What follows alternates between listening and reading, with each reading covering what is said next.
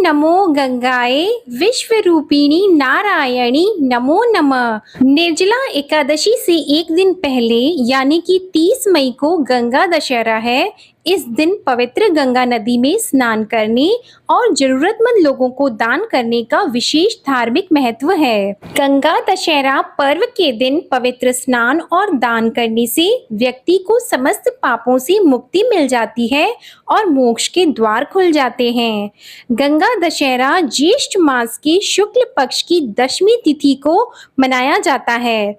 इस साल 2023 में गंगा दशहरा 30 मई को मनाया जाएगा, लेकिन इसकी शुरुआत 29 मई को होगी। इसी के साथ गंगा दशहरा का पर्व 30 मई दिन मंगलवार 2023 को बड़े धूमधाम से मनाया जाएगा। ज्येष्ठ शुक्ल पक्ष की दशमी तिथि प्रारंभ होगी 29 मई 2023 को सुबह 11:49 से और दशमी तिथि का समापन होगा 30 मई 2023 को दोपहर 1:07 पर। हस्त नक्षत्र प्रारंभ होगा 30 मई 2023 को सुबह 4:29 से और हस्त नक्षत्र समापन होगा 31 मई 2023 को सुबह 6 बजे। गंगा दशहरा पर रवि और सिद्धि योग का संयोग बन रहा है। साथ ही इसी दिन शुक्र ग्रह कर्क राशि में प्रवेश करेंगे। शुक्र के गोचर से इस दिन धन योग का निर्माण हो रहा है। इस दिन रवि योग पूरे दिन रहेगा। साथ ही सिद्धि योग की शुरुआत 29 मई को रात 9:01 पर होगी और इसका समापन 30 मई को रात 8:55 पर होगा। गंगा दशहरा के दिन पवित्र गंगा नदी में डुबकी लगाएं। आप किसी तालाब या अपनी आसपास स्थित नदी में भी डुबकी लगा सकते हैं। स्नान करते समय ओम नमः शिवाय नारायणीय दशहराय गंगाए नमः मंत्र का जाप करें। गंगा स्नान के बाद ओम नमः शिवाय नारायणीय दशहराय गंगाए स्वाहा मंत्र का जाप करते हुए हवन करें। अगर आप घर पर हैं तो इस दिन नहाने के पानी में गंगा जल मिलाकर भी स्नान कर सकते हैं। गंगा दशहरा के दिन गरीब और जरूरतमंद लोगों को दान करना काफी शुभ माना जाता है। गंगा दशहरा के दिन दान में दी जाने वाली चीजों की संख्या 10 होनी चाहिए। साथ ही पूजा में आप जिन चीजों का इस्तेमाल कर रहे हैं वह भी 10 होनी चाहिए, जैसे 10 तरह के फल और 10 तरह के फूल। माना जाता है कि ब्रह्मा मुहूर्त में गंगा नदी में स्नान करने से व्यक्ति को विशेष लाभ मिलता है, इसलिए ब्रह्मा मुहूर्त का समय जानना जरूरी है। गंगा दशहरा के दिन ब्रह्मा मुहूर्त सुबह 4:03 से सुबह 4:43 तक रहेगा। उदया तिथि के अनुसार गंगा दशहरा 30 मई को मनाई जाएगी। इस दिन ब्रह्मा मुहूर्त से लेकर दोपहर 1 बजे तक स्नान, दान और पूजा के लिए शुभ मुहूर्त रहेगा। गंगा दशहरा के दिन गरीब और जरूरतमंद लोगों को दान जरूर दें। इस दिन जिस भी चीज का दान करें उसकी संख्या 10 रखने की कोशिश करें, जैसे 10 फल, 10 पंखे, 10 सुराही, 10 छाते या फिर अनाज के 10 पैकेट। जिस वस्तु से पूजन करें उनकी संख्या भी 10 होनी चाहिए। माना जाता है ऐसा करने से शुभ फलों की प्राप्ति होती है। दक्षिणा भी 10 ब्राह्मण को देनी चाहिए। गंगा दशहरा के दिन जल, अन्न, फल, वस्त्र, पूजन, श्रृंगार सामग्री, घी, नमक, शक्कर व स्वर्ण का दान करना शुभ माना गया है।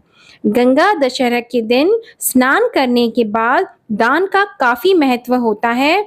आप यह जान लें कि वह कौन सी एक चीज है जिसका दान करने से धन की प्राप्ति होती है।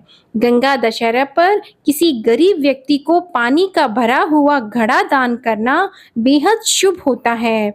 ज्येष्ठ माह में सबसे ज्यादा गर्मी पड़ती है, इसलिए इस पूरे महीने पीने के पानी का दान आपको पुण्य की प्राप्ति कराता है और अपार धन की प्राप्ति होती है। साथ ही इस मौसम में आप मौसमी फल भी दान करें, यह भी बहुत ही शुभ होता है। अब आप सुनेंगे गंगा दशहरा पर गंगा अवतरण की कथा। भगवान श्री राम का जन्म अयोध्या के सूर्य वंश में हुआ था। उनके एक पूर्वज महाराज सगर थे। महाराज सगर चक्रवर्ती सम्राट थे। उनकी केशिनी एवं सुमति नाम की 2 रानियां थीं। केशिनी के पुत्र का नाम असमंजस था और सुमति के 60,000 पुत्र थे। असमंजस के पुत्र का नाम अंशुमन था। राजा सगर के असमंजस सहित सभी पुत्र उद्दंड एवं दुष्ट प्रवृत्ति के थे, परंतु पौत्र अंशुमन धार्मिक व देवगुरु पूजक था। पुत्रों से दुखी होकर महाराज सगर असमंजस को देश निकाला दे दिया और अंशुमन को अपना उत्तराधिकारी बनाया। सगर के अन्य 60,000 पुत्रों से देवता भी दुखी रहते थे। एक बार महाराज सगर ने अश्वमेघ यज्ञ का अनुष्ठान किया और उसके लिए घोड़ा छोड़ा। इंद्र ने अश्वमेघ यज्ञ के उस घोड़े को चुराकर पाताल में ले जाकर कपिल मुनि के आश्रम में बांध दिया, परंतु ध्यान अवस्था मुनि इस बात को जान न सके। सगर के 60,000 अहंकारी पुत्रों ने पृथ्वी का कोना कोना छान मारा, लेकिन वे घोड़े को न पा सके। अंत में उन लोगों ने पृथ्वी से पाताल तक का मार्ग खोद डाला और कपिल मुनि के आश्रम तक जा पहुँचे। वहां घोड़ा बंधा हुआ देखकर क्रोधित होकर शस्त्र उठाकर कपिल मुनि को मारने दौड़े। तपस्या में बाधा पड़ने पर मुनि ने अपनी आंखें खोली। उनके तेज से सगर के 60,000 उद्दंड पुत्र तत्काल भस्म हो गए। गरुड़ के द्वारा इस घटना की जानकारी मिलने पर अंशुमन कपिल मुनि के आश्रम में आकर उनकी स्तुति करने लगे।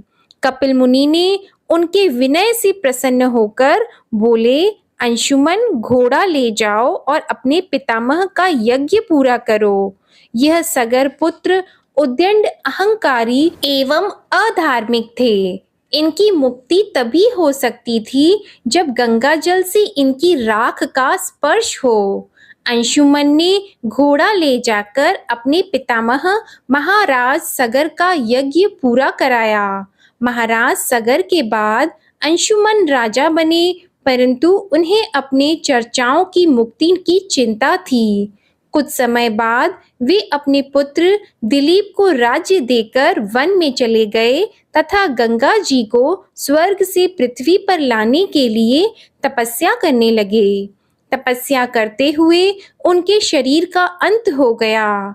महाराज दिलीप ने भी अपने भागीरथ को राज्य देकर अपने पिता के मार्ग का अनुसरण किया। उनका भी तपस्या के दौरान ही शरीर का अंत हो गया। वह भी गंगा जी को पृथ्वी पर नहीं ला सके। महाराज दिलीप के बाद भागीरथ ने ब्रह्मा जी की घोर तपस्या के अंत 3 पीढ़ियों की इस तपस्या से प्रसन्न होकर पितामह ब्रह्मा ने भागीरथ का दर्शन देकर वरदान मांगने को कहा। भागीरथ ने कहा, हे पितामह, मेरे 60,000 पूर्वज कपिल मुनि के श्राप से भस्म हो गए। उनकी मुक्ति के लिए आप गंगा जी को पृथ्वी पर भेजने की कृपा करें। ब्रह्मा जी ने कहा, मैं पृथ्वी पर गंगा जी को भेज तो दूंगा, लेकिन उनके वेग को संभालने के लिए देवाधिदेव भगवान शंकर की आराधना करनी चाहिए। भागीरथ ने एक पैर पर खड़े होकर भगवान शंकर की आराधना शुरू कर दी।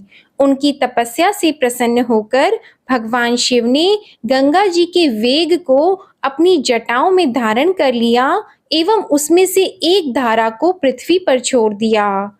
इस प्रकार गंगा जी का पृथ्वी पर आगमन हुआ। अब आगे आगे राजा भागीरथ का रथ और पीछे पीछे गंगा जी थी।